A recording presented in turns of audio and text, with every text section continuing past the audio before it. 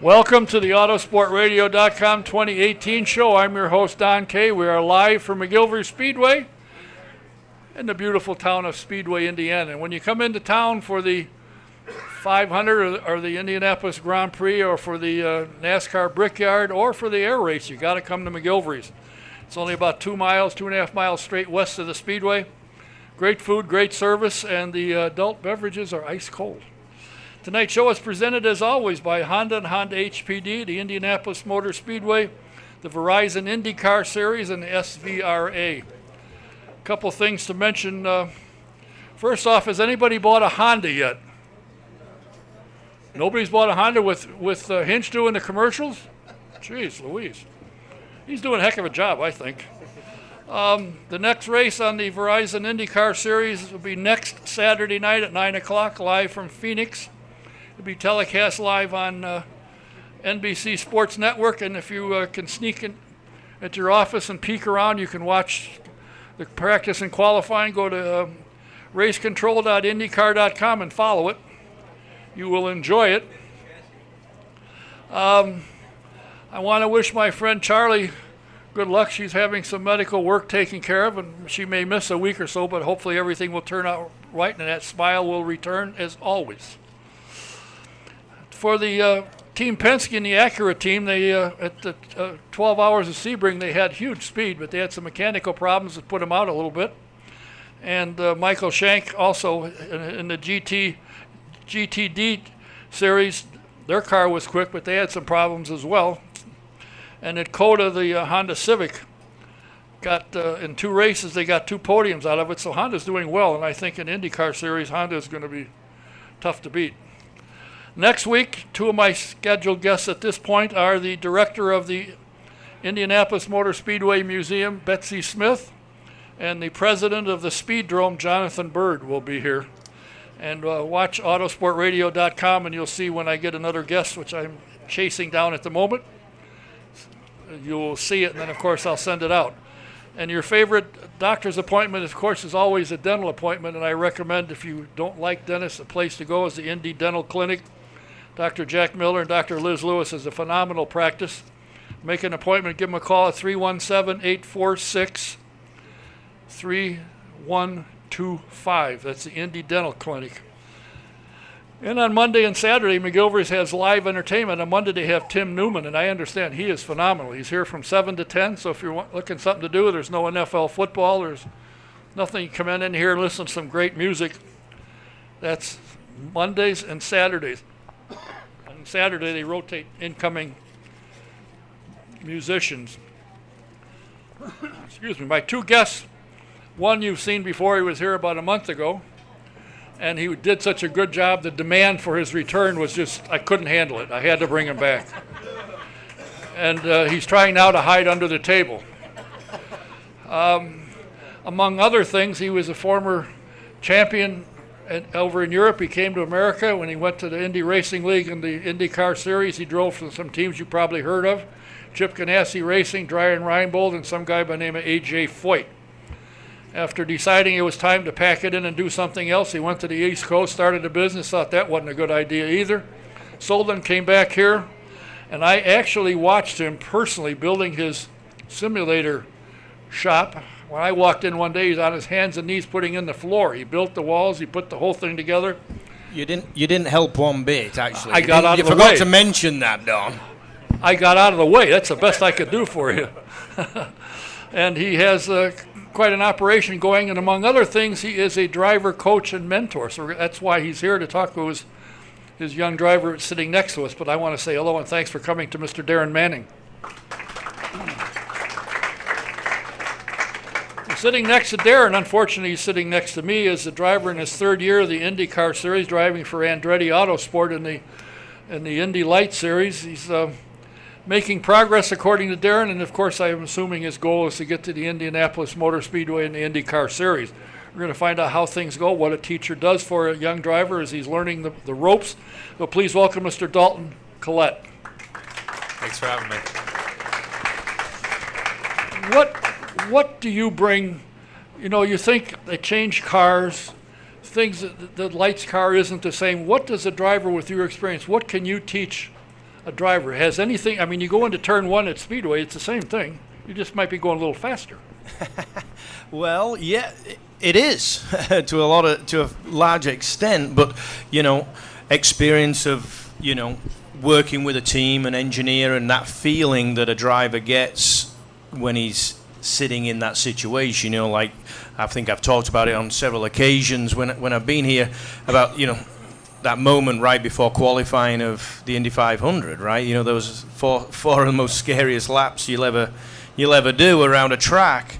And some engineers don't really have that experience. They can tell you what to do and tell you to turn left and all that kind of good stuff. But having actually, sat in the car and gone through, ups and downs on a race weekend, how to set up a race car, what you're trying to do as a focus, as a goal, as a technique, just really working on a one-to-one as a driver. Not necessarily somebody at Dalton's level. We're working on so much technique. It's more, getting the best out of the race weekend. Dalton, this is your third year in the IndyLights, and the car you started with isn't the one you're driving now. Is that a hard adjustment, and do you feel that you got a car now that is capable of letting you move up to IndyCar easily? I think every year the Andretti guys have definitely put together a competitive package, but we've been improving each time we go out. And I think more and more we're just making the car drivable. I think it's always been quick, but the focus has really been just making it consistent. What does Darren do for you? Don't tell him.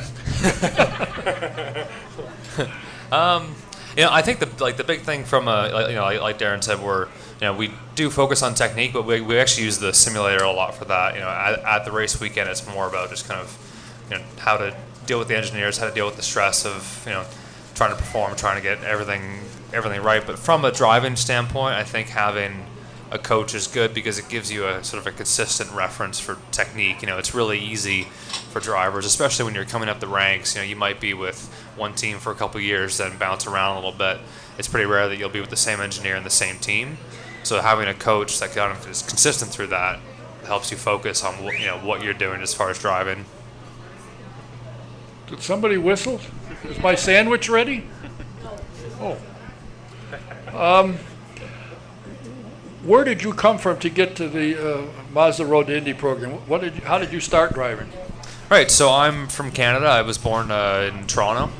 Grew up an hour north. Do you know some guy, Hinchcliffe? That the funny one with the beard? Yeah. Selling I cars think we now? met, yeah. Hey, he's got a job car selling cars. salesman, Yeah. Him and Helio should take it up. best two actors on the grid. Yeah, they could be a great comedy duo. That'd be pretty funny. I would definitely pay to see that. But yeah, no. So I started race. Actually, the first thing I ever raced was a skidoo on a frozen lake, and that's not a lie. I know it's a pretty Canadian story. When I was probably 4 or 5 years old, some friends and I, our parents got these little 60cc two-stroke Arctic Cat things and some milk crates, and we had a little oval, and we kind of raced around that. And that was pretty much the extent of it until I was 14. Then I started racing go-karts and went up the Canadian ranks, raced a little bit over in Europe, did some Formula Ford in Ontario, and then after that I moved into the Mazda Road Indy. I've been told just recently, actually, by a couple of lights guys who moved up last year to this year, they said actually the lights car is a little more difficult. When you get in an Indy car, it's not quite so, it's a little easier to drive. Have you found that, or haven't you been in one yet? Yeah, I've had the opportunity to test the Andretti cars a few times. Most recently at Road America in the 28 car. Shared the day with Ryan, and yeah, the old. I mean, I haven't driven the new body kit, but the old car was pretty on rails. There was a lot of downforce. I think in max trim, that thing's pushing at least 5,000-6,000 pounds of downforce.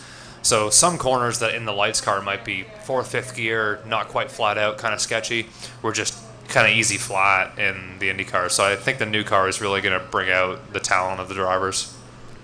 Do you think having somebody like Darren with his experience, because he's got a lot of experience, a lot of miles, and as he said, he's been through the ups and downs of You know, you start out thinking, I'm here to kick butt, and all of a sudden, something's not Is that right. why your hair fell out? That was with AJ. Can't remember. Actually, it was Chip, maybe. I don't know. Yeah, started falling out with Chip yelling at me, and then it finished off with AJ. Do you think that your 3 years in lights have prepared you that you're now ready to make the step up? I think so. I think we've, over the 3 years, we've definitely had some good, consistent results, especially on the ovals. I'm very confident in my ability to set up a car and run a race at Indy, at Iowa, all those ovals that we've raced on. I think there's a little bit more work to do as far as the road course performance has gone, but I'm pretty confident that we can iron that out this year. Now, other than a snowmobile running around on ice, your previous career before you got here, did you run a lot of ovals? None, actually. And, when I grew up, I was definitely more of a Formula One fan. I just, coming from Canada with the Grand Prix and all that. And, but, when I started racing in the road to Indy and I was exposed to ovals for the first time, my first experience, I was beyond terrified. And I just thought that the concept of driving an open wheel car on an oval was so foreign. And I definitely was not comfortable with it at first. But after a while, I just came to realize that the racing's really fun. It's really interesting from an engineering standpoint as far as setting the car up.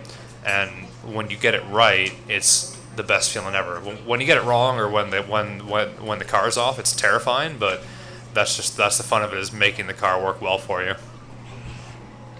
Darren, coming from Europe and coming to America and running in the top series, was that a hard transition for you as a driver? No, I don't think so, really. I think, like Dalton was saying, you come up through the ranks with a focus and a goal of, for me it was Formula One as well, very similar to Dalton, and a lot of road course, and it was all just performance. Even when I did my first oval at Rockingham in England in a champ car back in 2003. I just classed it as, 4 high-speed corners, literally just like a road course, really. And the tracks were a little different coming over here. Really? Yeah. Coming from Formula One, where the drivers, they've got a foundation, Formula One Drivers Association, and they're all moaning about this curb's, 2 millimeters too high, and you need more runoff here, and the barriers move back, and the tracks do it.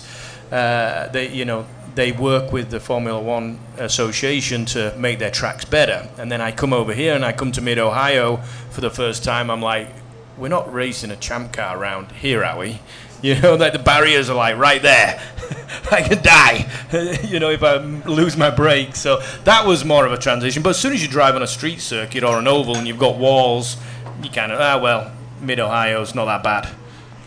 Did you bring knowledge of the car with you so that when you and the engineers first got together, because to me the most important thing is you and the engineer have to be on the same page? You mean from driving cars in Europe to over here? Yeah. Well, no, really it was just the same, and this is what I'm trying to instill in Dalton. When he transitions into IndyCar, it is going to be it's still just 4 wheels, attached to the ground. It's still the same driving techniques. It's, you still got to know how you're driving it, how you want the car to be, what it's doing when you're trying to drive it faster than it wants to go. That's one of the big things. You can drive it fast, but you've got to push it beyond that limit, as you see quite a lot of times with the guys, because you've got to know you've got to come back in and relay that information back to the engineer. So for me, it was just another car, whether it was a Reynard, a Lola, Dallara, G-Force, or a Formula One car. And I think that's what you're seeing, from the graduates of the road to Indy. You saw Zach and, Zach Veach, driving for Andretti, doing a great job. Spencer Hinch came from there. Yep, exactly. So you've met him, right? Okay. So to me, the secret is being able to communicate with the engineer, that you can tell him what you're feeling and he understands and he can adjust the car accordingly. Do you find the speed gets to you? Because when you move up, you're going to go from a car that's going 190, say at the speed of 190, 193 miles an hour, to one to go 240. Does that bother you? Not really. I mean, actually in the lights car, we were looking last year in a draft in the race, we clocked about 215. I know. Had to throw that in there. But no, and I think at that point, I mean, the speed difference is, yes, it's going to be significant because I think it's going to take it from a semi-comfortable feeling to pretty on the edge. But I think at the end of the day, it's another race car, and really the top speed doesn't really. It isn't the feeling that you get. It's how fast you can corner and all that. So yeah, I think that's exactly right. For me, when I came up through the ranks, any car driven on the limit it's on the limit, right? You're on the verge of crashing every corner, whether it's 240 mile an hour. The car, and every car you go up in ranks, the car gets more and more capable, right? The IndyCar's got bigger tires. It's got a little bit more downforce. That's capable of running. Actually, probably better tires than the lights car, to be honest. The guys struggle getting up to speed. Because there's no pit stops. You don't have 10 sets of tires or whatever on an IndyCar weekend like the IndyCar guys do. The limited budget, so they've got to make them a bit harder, and that makes it nearly harder on the drivers. I would like to see particularly lights cars have one pit stop, just to practice, because a lot of guys, when they move up, all of a sudden they got to learn how to make a pit stop, and it's completely foreign. Thinking stopping in the middle of the race, changing tires, and then getting back out. And the rookies, as you've seen, when they go to put in gear to pull out, they go whoop, and it stops. So they got to pull them back and refire the car, and you lose time. And time on today is huge. Yeah. If you want my honest opinion on that, I think that's a great point. I kind of like the GP2 model where they have a long race and a short race, and the second race you have to change. I think it's at least 2 tires or something like that. And the cars are capable of doing it. Most teams have air guns. They just issued an update kit with the quick release pins and all that. And it would be good training for us, but it's just a matter of cost and staff for the teams and all that. It's another added thing to a budget that's already not easy. There's 3 guys sitting here, 2 guys and 1 fat guy sitting up here. In the day, which was probably before you were born, when you stopped for tires, you had to pull a pin out, and then you had to take a hammer and spin the thing off the tire, put the new tire on, and spin the thing back on, and hammer it a couple of times. Now zzz, out they come. Things have changed. Driving for Andretti, does Michael come and watch the races? Is he there observing what you guys are doing? Oh yeah, he's there pretty much every qualifying session, every race. Learning his experience, the engineers, and he's. Him and the other high ups there are watching all the time. Yeah. Higher ups. What do you do? I'm a the higher bosses. Up. Yeah. Can you approach him with a question? Has he got the time to talk to you if you got a question about something? Oh, totally. Yeah, he's very open, very helpful, and I think that's a big asset. Being part of the Andretti team is you have access to not only Michael but Mario, Marco, the rest of the IndyCar drivers. Huh? They actually talk to you. Pretty interesting. You haven't seen their hospitality unit at the racetracks, have you, Don? Oh, yes, I have. Exactly, right? I've been on the outside, not on the inside. We'll get you in. I walk by and say, geez, that's a big place. Wow. When you started, Darren, what got you into racing? Was better than working at McDonald's, or why did you start racing? Well, there's a funny story, actually. I was in a fast food restaurant on the way back from a karting event. No, this is after I started karting. And I was watching the guy behind the counter flipping burgers and things, and he was sweating and flipping about 50 burgers all the time. I just watched him for about 10 minutes, and I turned to my dad. I probably had a terrible weekend or whatever. And I says, Dad, I'm going to win next weekend. And he says, why? He says, because I don't want to be doing that for the rest of my life. It's probably all I could do. So I made an early decision. When you came here, did you just tell your parents, I'm going to America, I'm going to race? Well, they shipped me off to Japan before this, so at least they speak the same language over here, kinda. You understand me, Don? Huh? Yeah, sorry. Have you found America what you thought it would be to live here? Now you live here, you got a wife, you got kids. Yeah. You notice the tan. He's a hard-working guy, just came back from Florida on spring break. Poor kid. I was working, honest. Yeah. Working on your golf swing. Working on keeping my wife. You play golf? No, it's vacation with the wife. Oh, I'm sorry. I did miss a Vegas trip with the boys playing golf. Well, okay. It's a good thing Schechter isn't here. If he took you out on the golf course, he'd clean you out. From what they tell me, he was good. I took his money a few times. Oh, did you really? Yeah. No wonder he left. He said, heck with this. What do you see as, all drivers don't have coaches. Dalton has one, and you have a facility where he can use a simulator. You've got, your knowledge, your warehouse, and if you needed something, I'm sure John would be available to back up what you're saying or say, no, here's a better idea.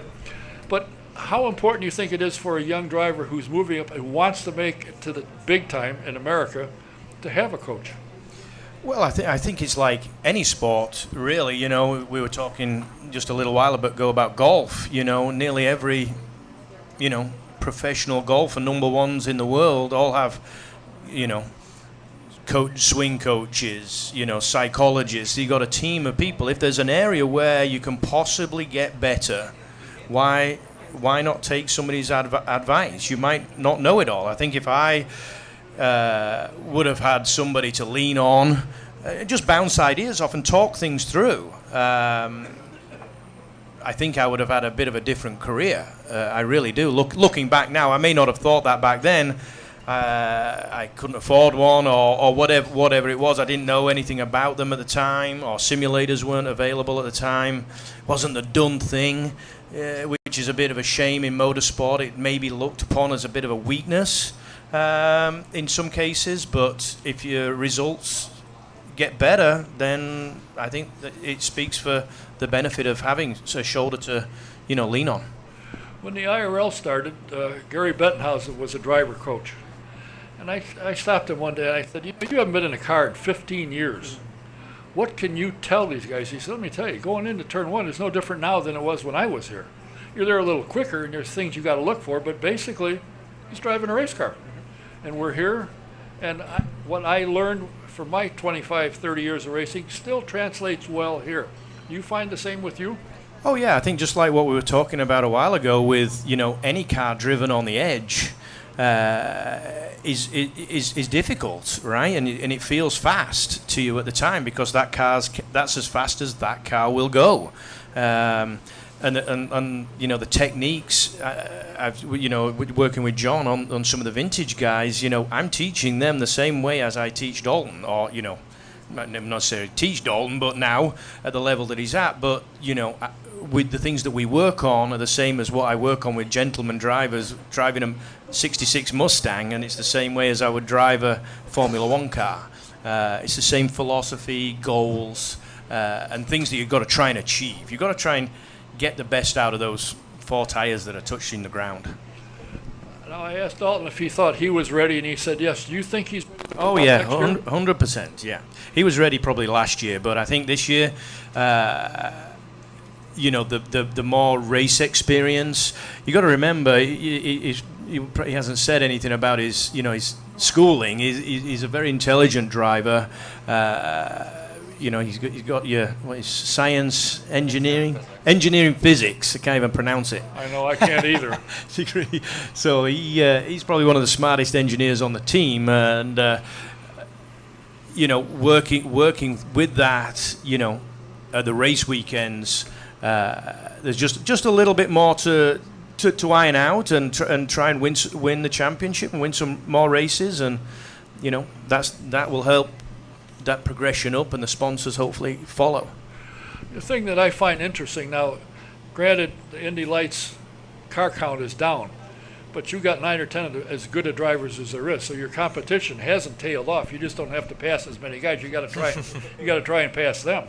Yeah, I think and I think Lights has been like that for the last almost decade. It's like you look at that top 8, top 10. And okay, yeah, you may not have the 10 through 20 that you have in different series, but that top 10 is just as good as GP2 or GP3 or any of the other junior formulas out there. I think the success that, like we were talking about earlier with Spencer, Zach, Hinch, guys that have come out of the road to Indy. Well, Joseph Newgarden, he's not a slouch, right? I heard about him, yeah. Yeah, he's done something recently, right? I think that's it's a definite It just shows how competitive these series are.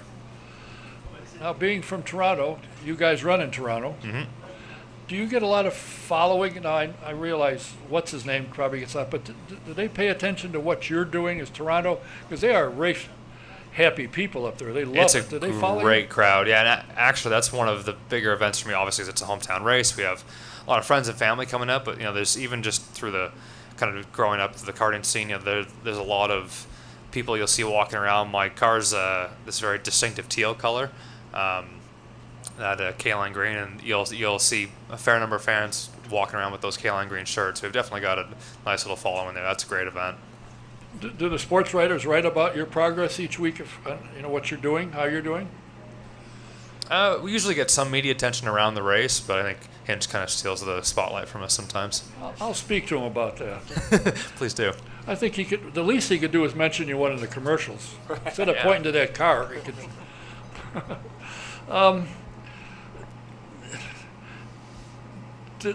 The progress that you've made coming up through the ranks, and to me the advantage you've had, and I don't think it's such a bad idea to take a third year, because a lot of guys come in and they've had 1 year and something, then they go to tracks they haven't been to, and then the learning process where you've been to most every place that IndyCar runs.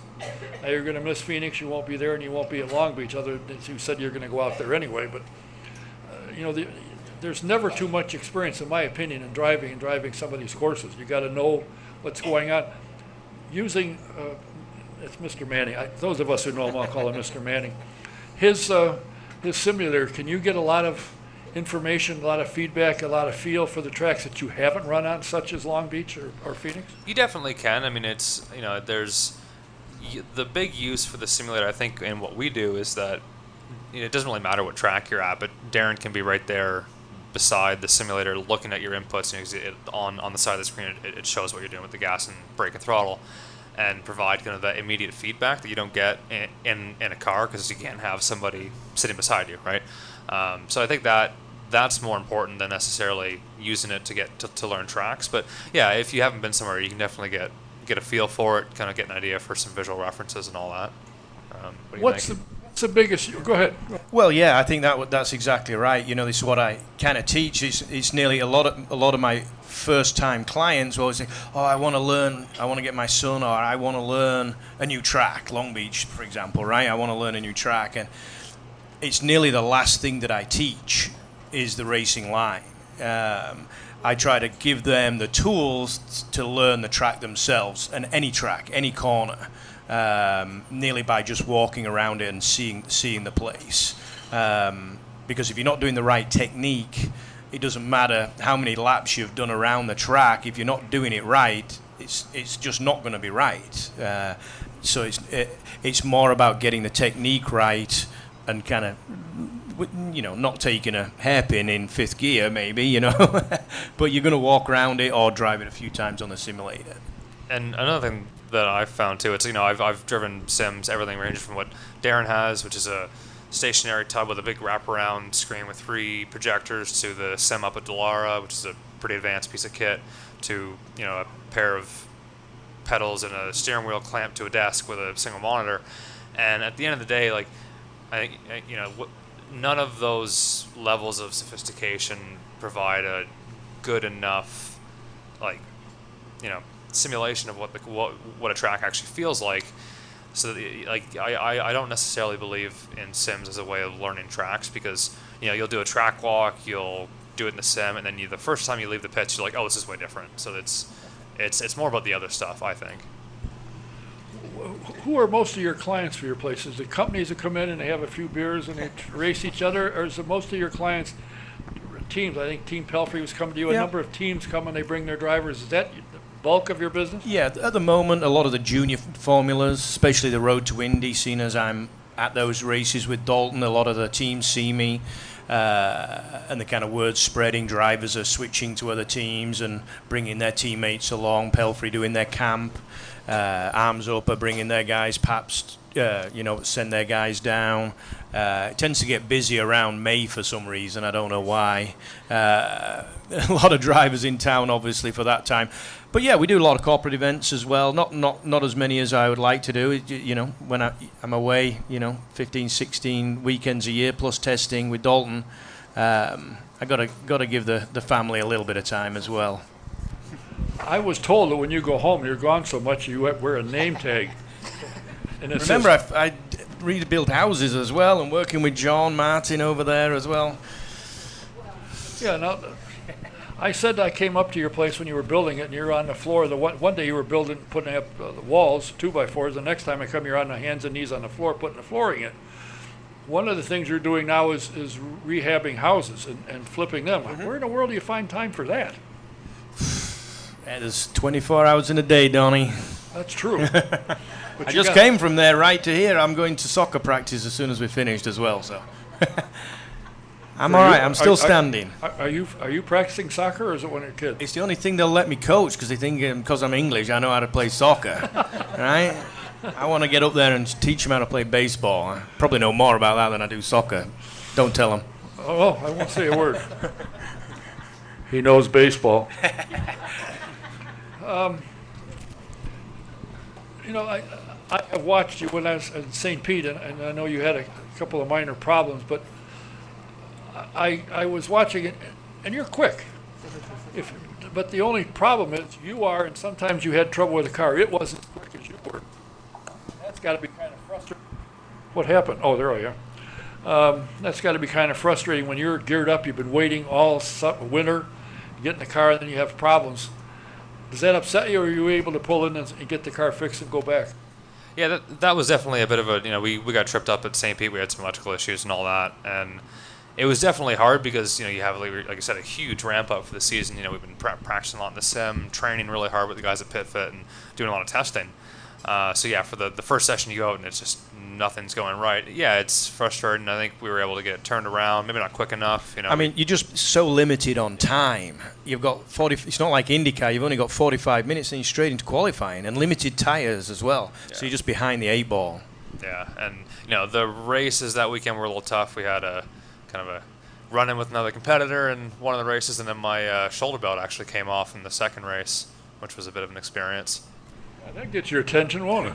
All of a sudden you're flopping around in the... Yeah, I was going into turn 10 after that first caution and hit the brakes and almost hit the steering wheel, and I was like, well, this isn't good. Well, I tell you what, it's interesting how you're approaching it, and I agree with what Darren is saying. It appeared to me that you're ready to go and to move up. If you got things lined up to do that, are you in the process of trying to put something together? I feel like every time a driver gets asked that question, they're always in the process of putting something together. So yeah, I would love to do as a one-off, maybe one of the races towards the end of the calendar this year, up in the IndyCar series. But again, like everything, it'll depend on budget and availability. Well, it seems to me, if I'm not mistaken, that Andretti ought to have a car around that you could probably hop into before the end of the year. They've got a few laying around, yeah. Yeah. What has he got entered in this race, 17? I mean, he's got a boatload of cars going, so. And he's in everything. If you don't like that, you go to Formula E. If you don't like that, you go to Supercross or whatever he's in. He's in everything. I want to thank you for, and by the way, when I was talking to the young lady sitting here who runs the IndyCar Nation, I mentioned you were coming. She said, oh, good. I said, really? What's so good about that? Whenever we need help, he's always there to help us. He's there to talk to the fans and answer questions. So she was happy to hear you were coming as well. Thank you very much for having me.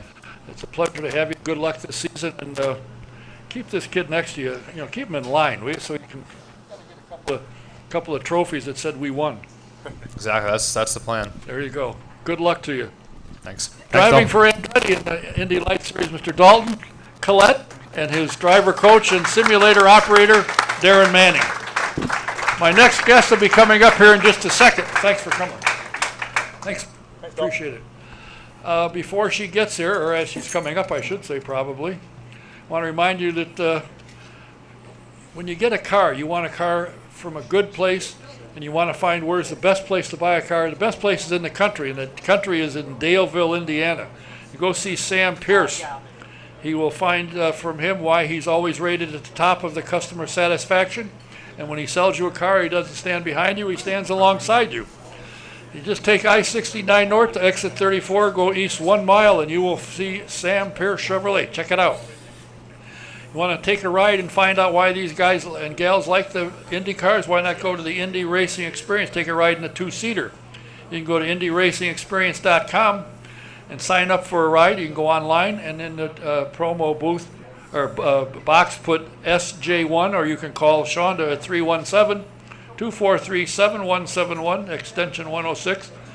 Tell her what you want and set up a time, and you will get a ride of a lifetime. You'll love it. All of these guys love it, and you'll love it. Is it time for insurance for your home, your car, or your commercial property?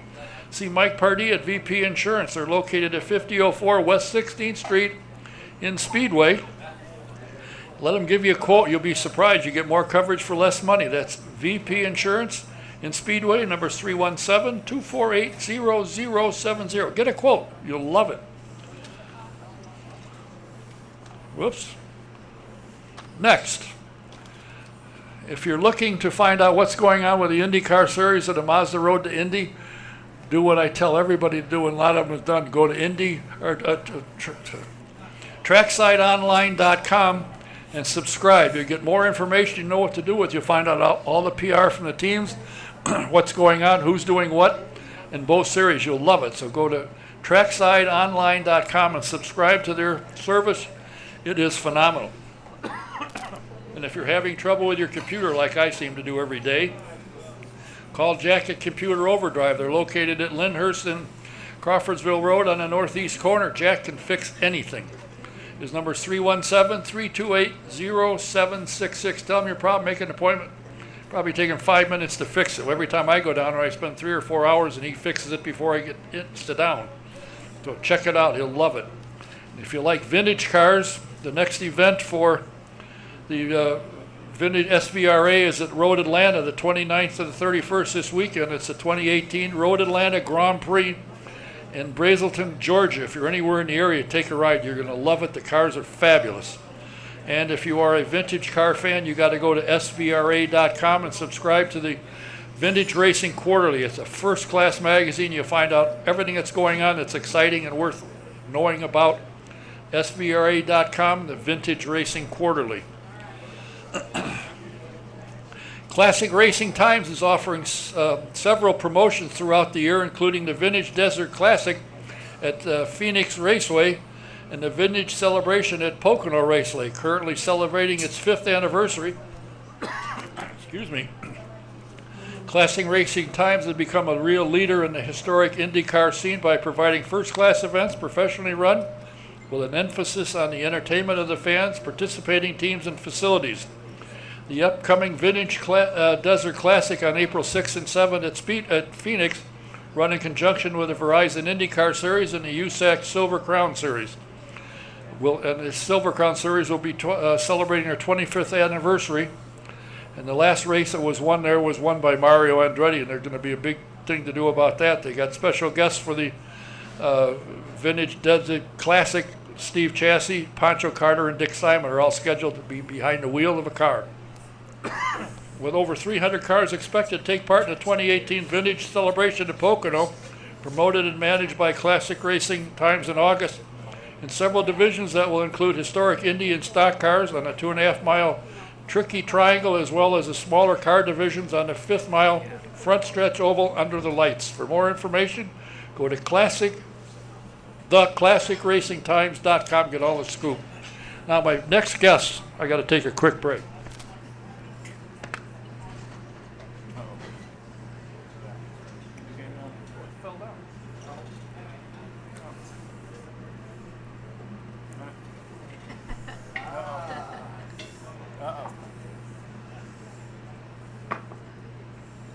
Watch my form.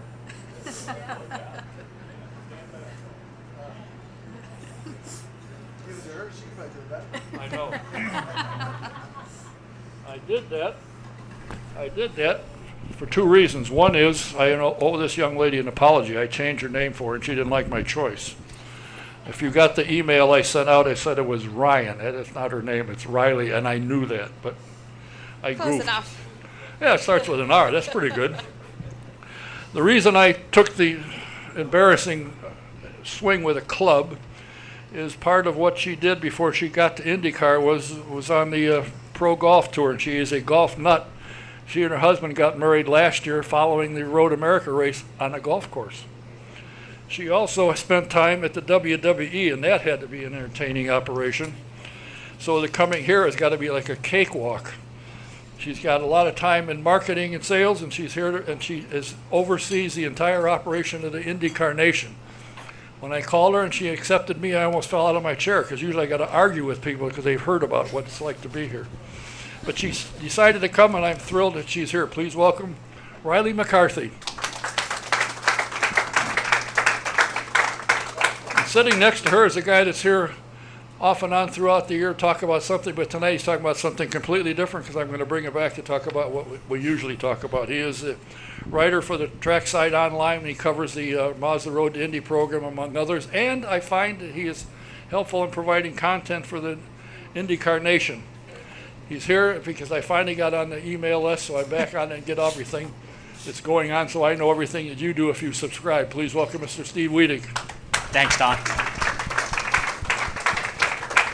Riley, I'm going to start with you. Why are you doing this if you love golf so much? Why aren't you back into golf?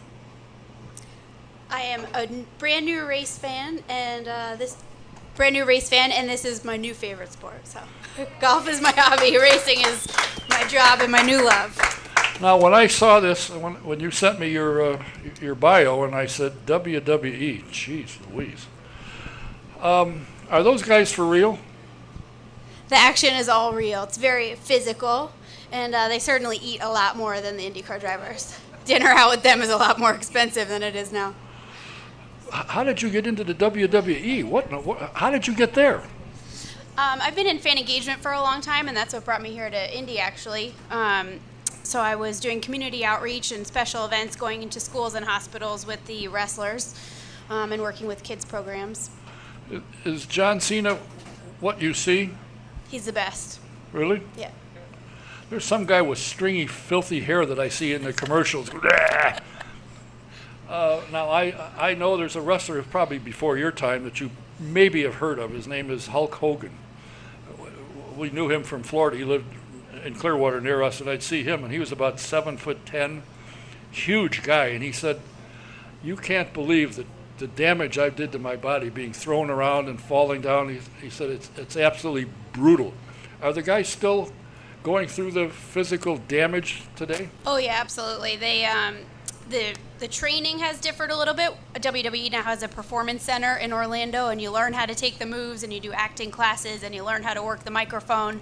But it is still very, very physical. Acting classes? What the hell is that? Scripted entertainment. Oh boy. Now, you came here with when you were brought on board IndyCar, was it your job was going to be picking up the IndyCar Nation and building it? Yeah, absolutely. It's been a very strong program. We have a bunch of fan tables here, member tables, so I want to say thank you for everybody coming out, and thank you guys for being members.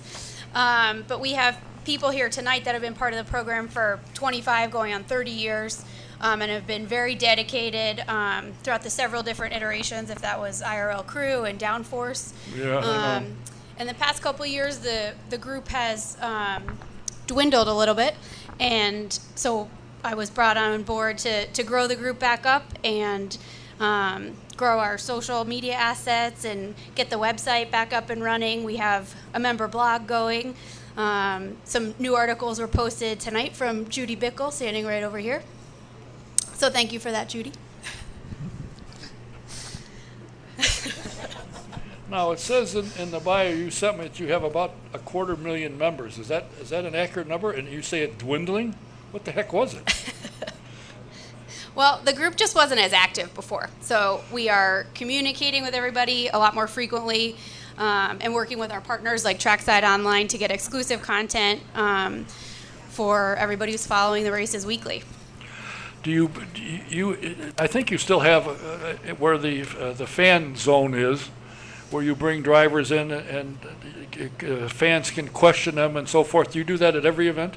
Yep, absolutely. That was one of the biggest things that I noticed coming into IndyCar was how accessible our drivers are, how much fun they have with fans, and how much access fans have at the track. So we do an autograph session every week.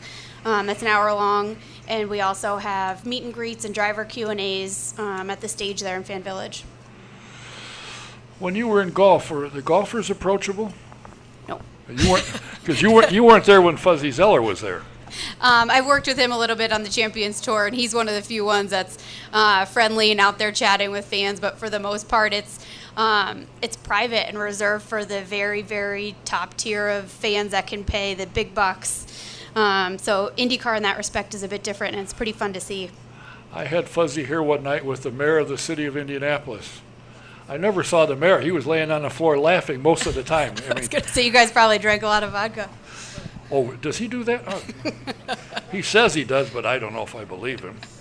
Now, you said you get a lot of your content and input from Trackside Online, and in my humble opinion, which doesn't go very far, is he and Patrick are probably two of the best writers going. What do you contribute to the IndyCar Nation from Trackside? Well, every weekend we do end-of-day updates. So if you're a normal subscriber, you get our stuff, throughout the day. We kind of compile that, and you probably get about 70% of what we send out during the day if you're a member of IndyCar Nation at the end of each race day, and then you'll get our previews as well. And then each weekend we usually do a pit and paddock tour for IndyCar Nation members, and that's my favorite thing to do. I love doing that. I know Patrick does too, so sometimes we fight over who gets to do it, but it's been a lot of fun working with Riley and her group to help them grow. How many people work with you that are the core that puts everything? I mean, you can't put all this stuff together yourself. How many people work with you? It's me and my boss, and we have a seasonal intern, which provides a lot running She works a lot and really hard. And who's I'm your at boss? every race. You'll see me in my big straw hat running around.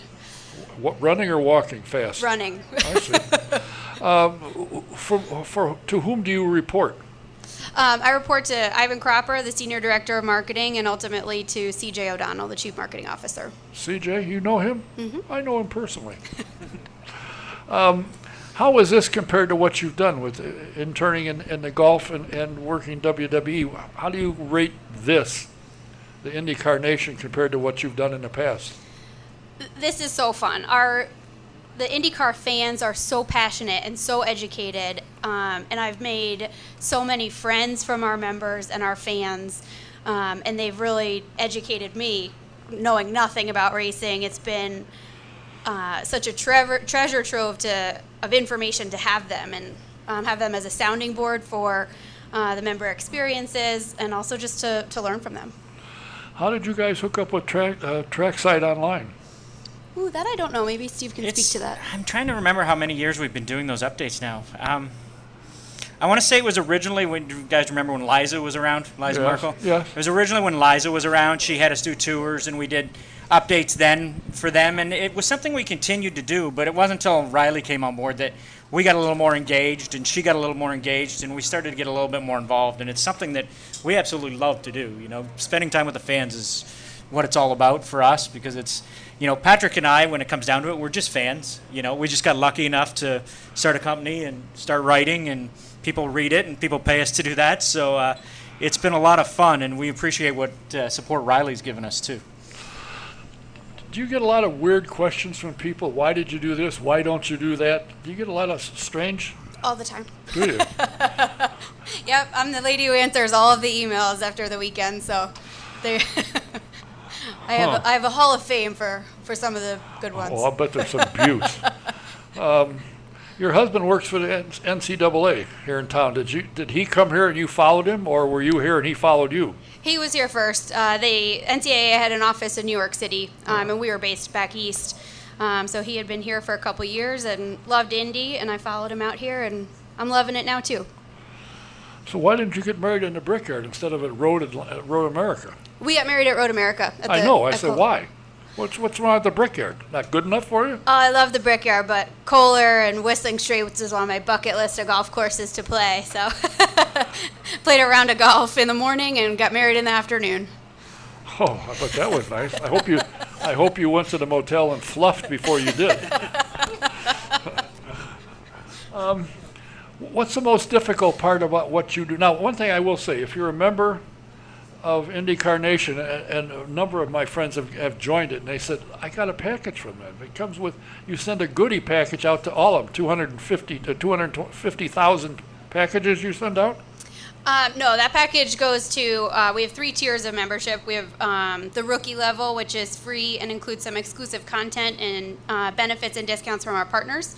And then we have the champion level, which is $35, and the legend level, which is $100. And those top 2 levels get the package. $100? $100 for the whole season. It's a great deal. And you get really fun things at every track that you go to.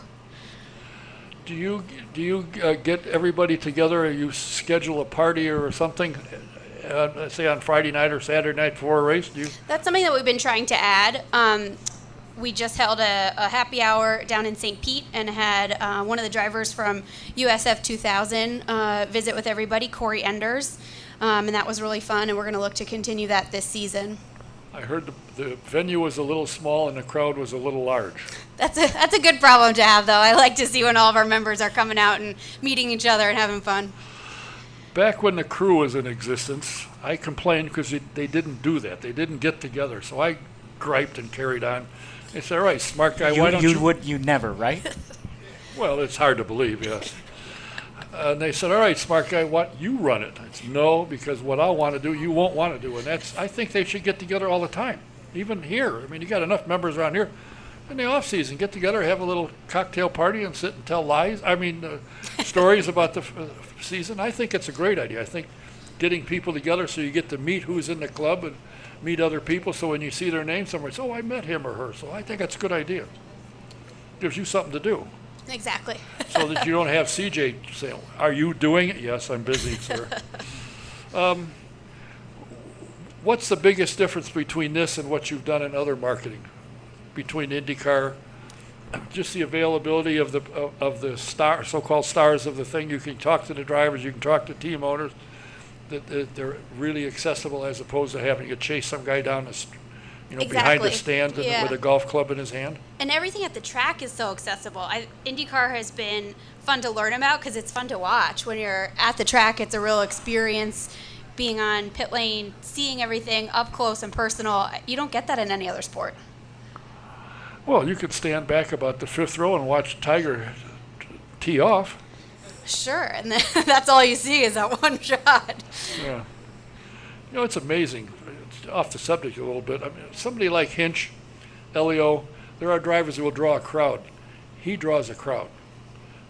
And the stuff that he's done supposedly and been accused of, people don't care. He's probably the greatest ever to have played the game, and they want to see him play. That's very true. And Hinch is such a guy, they got him selling cars. So he's got a new job. When he retires, he can sell cars. That was pretty fun to see that commercial start to roll and finally see our IndyCar stars take on a larger role outside of our, sort of small sphere and get on national TV and see them really help their sponsors out. And it helps us out, seeing them get a lot more visibility. Do you have trouble getting drivers to take the time to come to your Q&As at the fan? Some are better than others. I didn't say if who's good, but are they fairly easy to get? You can usually get 1 or 2. Yeah, they're pretty good, and that's been one of the fun parts about working with Trackside Online, is starting the relationship with some of these guys early, and meeting them when they're on the ladder, and working with them and starting much earlier. That Dalton's worked with some of our Boy Scout groups that have come in for tours. Corey was with us last weekend, and getting to know them a little bit earlier and sharing what we're about has helped a lot. One of the things I like to have the Mazda Road to Indy drivers in so that people recognize and know who they are when they move up. Exactly. Try and build a fan base, and somebody like Dalton is a good kid, and the trouble is I'm embarrassed to have him. He's so smart. He's a very smart kid. Yeah, what he's doing driving a race car is beyond me. He could be building a tower somewhere. But they're, for the most part, almost all of them that I know are all good guys, and they will take the time. There are a couple that if you want their autograph, you better get out of the way if they're on a golf cart because they'll run you over, or a scooter. But for the most part, they'll talk to you. Is this as fun as you thought it would be, or is it more fun? It's way more fun. It's been an adventure for sure, and it's being on the road crew with IndyCar is really fun. Our staff is awesome to work with. Our fans are great. Our partners are awesome. You're never lonely out there. You always have somebody to grab a drink with or grab dinner or just chat with for a couple minutes. And really becoming a part of this community has been very cool. What does your husband do for NCAA? He's director of operations for men's basketball and men's lacrosse, so he's pretty busy right about now. Oh, no wonder you can get away. He's got. Are you going down to watch the Final Four? Yeah, I got a hall pass this week because he's back in New York for the NIT, and then we're heading down to San Antonio on Friday. Excuse me. How did you get to writing? Have you always been, Steve? Have you always been a writer? Maybe, kind of, sort of. I always liked to write, and I always did it with sports stuff. Like, growing up in Canada, I was a big hockey fan. I was also a big racing fan, and I'd sort of write. I can remember the 1982 Indy 500 particularly. I remember, we lived on Lake Erie, and we'd have to go out in a boat in the middle of the lake with the neighbors to catch a broadcast from the U.S., from Cleveland usually. But then I remember in 82, we came home and I watched the race for the first time. And I remember distinctly keeping a lap count and actually writing about it right after that. I spent a lot of years in sales, which is actually a lot of writing, believe it or not. And then this just happened to fall into my lap where I had a chance to do some writing for a few friends, and then it started out to become part of Trackside Online. That's the original guy that started Trackside. I forgot what he called it, but he worked in the jail system downtown, and he got fed up with something. I don't remember what it was, but he marched out, and Patrick took over. Yep. And you joined him, and I have to say, again, not because you're sitting here, I'd say it anyway, that I think the two of you guys really cover. In fact, to the degree that if you read what Patrick sends out when he goes somewhere, he'll tell you how long it took him to get there, how bumpy the flight was, how crappy it was when he got to the airport and couldn't get to the hotel, how good or bad the food was, where to go, and then he gets around to talking about the event eventually. Yeah, eventually. I'm trying to do much better at adding that kind of stuff. I actually enjoy travel, so I really need to do a little bit more about that. I've got a little bit that I'm going to write about in my next preview. We actually stayed on a boat in St. Pete. Patrick and I and Tony DeZino all stayed on a boat. It was actually kind of fun. It was right at turn 8, one block from turn 8. So we every morning we could get up, stroll into the track. It was a lot of fun. I'm not sure we'd do that small a boat again. It was a little tiny for the three of us, but it was a lot of fun. And I'm starting to do a little bit more of that kind of writing too, the travel stuff, and it's a lot of fun. I try and have fun when I travel, and I try and always go, to visit something local that's kind of off the beaten path too, and I need to start writing about that a little bit more too. And if I heard you right, you're going to Phoenix, and you're staying out there, and you're going to stay in some little Quonset hut in the desert. Yeah, I've got. So I'm going to stay out between Phoenix and Long Beach and go stay in a homestead home in Joshua Tree for 3 or 4 nights. It's out in the middle of the desert, and it'll be interesting to see. It's got no Wi-Fi. There's electricity apparently, no TV, so I'll get lots of time to do some writing. Geez, I guess. You had a picture of it. All I saw was cactus and sand. That was it. Pretty much, yeah. That'll be a real lot of fun.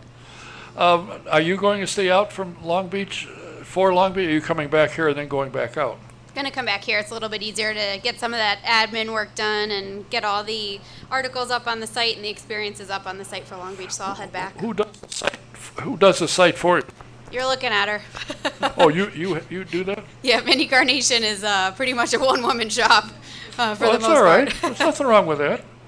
I don't know how to do it, certainly. I can't. Half the time I turn my computer on and I'm stuck. So I go see Jack. We've grown the site quite a bit, and it's a lot of help from Trackside Online and from our members. We have weekly fantasy picks articles on there, and a Know Before You Go series to get all the information you need before you hit the track, and a lot of information from our members. Do you have a section where fans can send you pictures and you post them? Absolutely. Bruce right here is one of our top photographers. So if anyone's interested. I think a standing O is in order for you, sir. And I know that the website some years ago, the IndyCar website had a section that had pictures, and they'd get hundreds of them. Hundreds. Unbelievable. And, of course, the race fans see strange things. I think it's neat to put up what they saw and so forth. what is it you want to accomplish? I mean, what is your goal that you set that you want to see the IndyCar Nation achieve? Well, we have some standard experiences that we offer at every track: hot lap rides, two-seater rides, tours, autograph session, fast pass, that kind of stuff. We're looking to add some local experiences at each race, and we're looking to increase the happy hours and get-togethers that we have so that everybody feels like they're a part of this community, and they see the fun that everybody has, that you have travel buddies and lunch buddies and people that stick together through the off season, and really making the track friends and family. Well, I spoke with several people who tried to attend the gathering in St. Pete. They said it was a fairly small venue and it was packed and loud. So you got to get the amphitheater or something. Get some big place. Well, we try and go where the action is. So we were at a bar down in St. Pete that was real close to the track, which was pretty fun as everybody headed out after that last session on Saturday. And it was an easy trap to pull in the drivers as they left the track too. So we got them to do a stop by to see everybody. Well, I have to tell you, I appreciate you taking the time on relatively short notice. And foolishly, when I said, "Will you do it?" you said yes, not knowing exactly what you got yourself into. But I'm sure CJ told you, "Don't worry, it's a piece of cake," didn't he? He did. He said you were great to work with.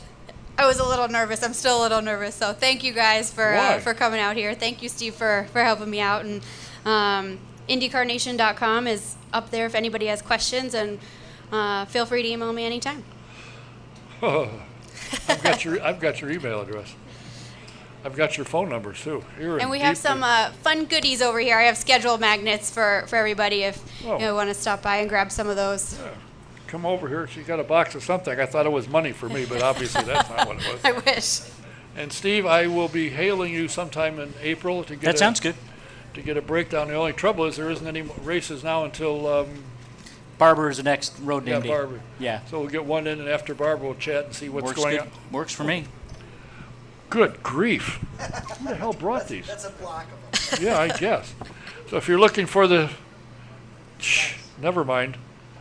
If you're looking for the schedule, here it is. You can put it on your fridge so you know what's going on. Thank you for coming. It was a pleasure to meet you, and I apologize for trying to change your name. That's wasn't all right. Don't worry about it. I intentional. answered anything pretty much. Thanks for having me on. No, you got to answer to hey you or Riley. That's what you answer for. Please say thank you to Riley McCarthy for being here. And if you're not a member of the IndyCar Nation, you need to join. It's really neat.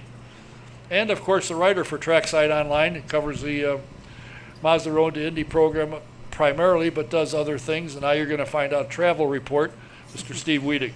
Thanks. Next week, my current two scheduled guests are the director of the Indianapolis Motor Speedway Museum. We're going to talk about the closing exhibit and the one that's opening on the April the 9th.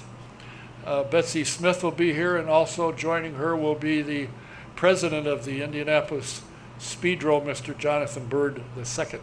And I'm going to add another one, so go to Autosportradio.com and click on the Autosport Show tab, and you'll see who the guests are. And we look forward to seeing you next week. Until then, Don Shea saying thanks for watching, thanks for being here. See you next week. Good night.